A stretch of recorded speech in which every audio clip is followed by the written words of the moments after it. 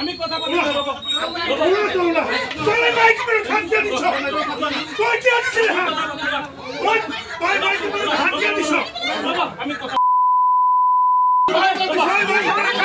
মোৰ দোকানত আহি পেলাই ডাইৰেক্ট আক্ৰমণ কৰিছে এই কামাল হাছান আৰু তেওঁৰ ৱাইফ আহি পেলাই মোৰ দোকানত কিবা বেলেগ পুৰণা ইস্যু লৈ পেলাই সিহঁতে ইস্যুটো মই ভালকে বুজিও নাপালো আগতে মোৰ ওপৰত আক্ৰমণ কৰিছে চাওক মোক কেনেকে মাৰপিট কৰি পেলাই কৰিছে কি দোকান আপোনাৰ মোৰ ফাৰ্মাচী আপুনি আক্ৰমণ কৰা বুলি অভিযোগ দিছে নাই সিহঁতে মোক সেল প্ৰটেকশ্যন লাগিব অনুজ্ঞা পত্ৰ এক্সপায়াৰ হৈছে বুলি না অনুজ্ঞা এক্সপায়াৰ নহয়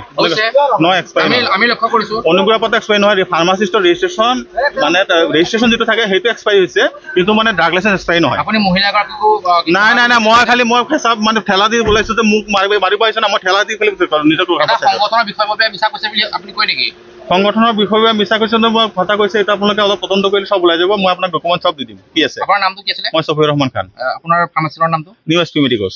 জখলাবন্ধা হয় আজি জখলাবন্ধাত এটা অবৈধ ফাৰ্মাচী এইটো এছপি মেডিকলছ এখেতৰ নাম হ'ল সফিউৰ ৰহমান খান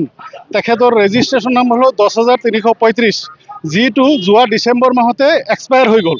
আৰু আমাৰ ফাৰ্মাচী এক্ট 1948 লিখা আছে যদি ফাৰ্মাচিষ্টৰ ম্যাদ গুচি যায় ইনভেলিড ৰেজিষ্ট্ৰেশ্যন দি তেওঁ মেডিচিন ডিছপেন্স কৰিব নোৱাৰে দ্যাট মিনছ এইটো এটা অবৈধ ফাৰ্মাচী আৰু সি জখলাবন্ধাত এই অবৈধ ফাৰ্মাচী চলাই মানে হেৰি কৰি আছে এই বিষয়ে আমি আজি কলিয়াবৰৰ জিলা প্ৰশাসনৰ ওচৰত মই এটা লিখিত কমপ্লেইনো দিলোঁ এইটো আপোনাৰ হেৰি তাত আকৌ SDO চিভিল ছাৰৰ তাতো দিছোঁ এটা প্ৰশাসনে তদন্ত কৰিব আৰু তেওঁৰ আৰু এটা হেৰি আছে সেইফালে তেওঁৰ ঘৰৰ আগফালে SP ফাৰ্মা সেইটো হ'ল হোলচেল এটা তাত জ্যোতি চাইনী নামৰ এজনী ছোৱালীক ৰাখি মানে এইফালে যিমান মানে গেলামাল দোকান আছে সবতে মেডিচিন সাপ্লাই কৰে আমি সেই সন্দৰ্ভত অভিযোগ দিছোঁ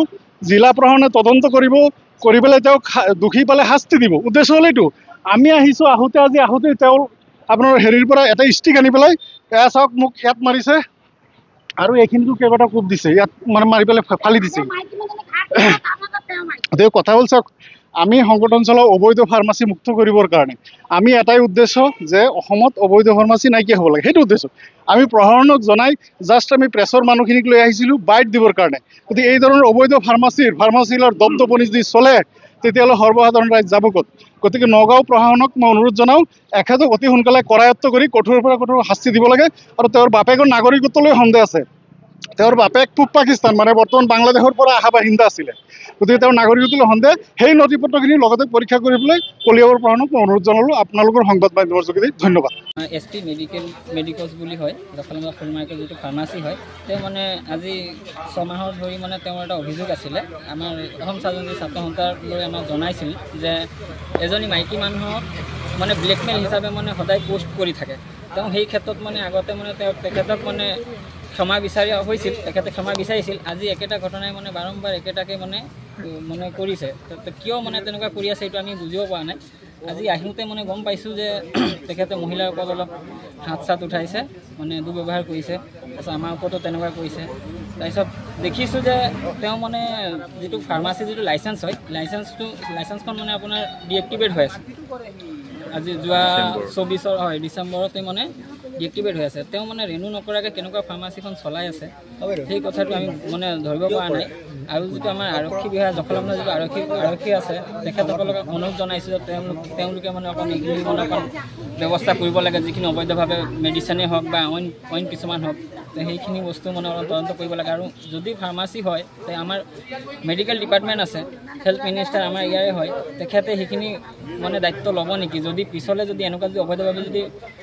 মেডিচিনখিনি যদি সাপ্লাই দিয়ে যে কিছুমান কাষ্টমাৰে যদি খাই যদি কিবা এটা ঘটনা ঘটক তেন্তে তাৰ দায়ী কোন হ'ব যে তেওঁতো এক্সপায়াৰি ডেট কিছুমানতো মেডিচিন বিক্ৰী কৰিব পাৰে কিয় এতিয়াই যদি তেখেতে যদি লাইচেন্সে এক্টিভেট নহয় লাইচেন্সে ডুপ্লিকেট হিচাপে তেওঁ ব্যৱহাৰ কৰি আছে কি ঠিক কালি পৰহি তেখেতে ডুপ্লিকেট তেনেকুৱা মেডিচিনো বিক্ৰী কৰিব পাৰে তাৰ দায়ী কোন হ'ব দেখা পোৱা গ'ল আপোনালোকক বা কি মন্তব্য আগবঢ়াব নাই তেখেতৰ আজি মানে তেখেতক ভাবা নাছিলোঁ যে তেওঁ তেনেকৈ কৰিব বা কিয় কৰিলে সেইটো গম নাপাওঁ কাৰণ মাইকী মানুহৰ ওপৰতো মানে তেওঁ অকণ হাত উঠাইছে বা লাঠি চাৰ্জ কৰিছে আমি সোমাইছোঁ আমাকো মানে তেনেকুৱা চিনি নোপোৱা ধৰণে মানে লাঠি চাঠি উঠাইছে তাৰ কাৰণে মানে আৰক্ষীক মানে অনুৰোধ জনাইছোঁ যে ইয়াৰ কাৰণে মানে বিহিত ব্যৱস্থা এটা ল'ব লাগে মানে